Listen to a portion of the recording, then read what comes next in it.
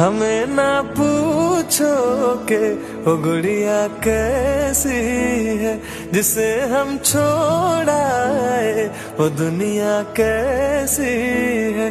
खिलौने वाले दिन कहाँ से लाऊंगा कि उसका बचपन फिर कहाँ मैं पाऊंगा। उसे ये कहना तुम सजाए आधी दे, अगर ना लौटा मैं मुझे वो माफी दे।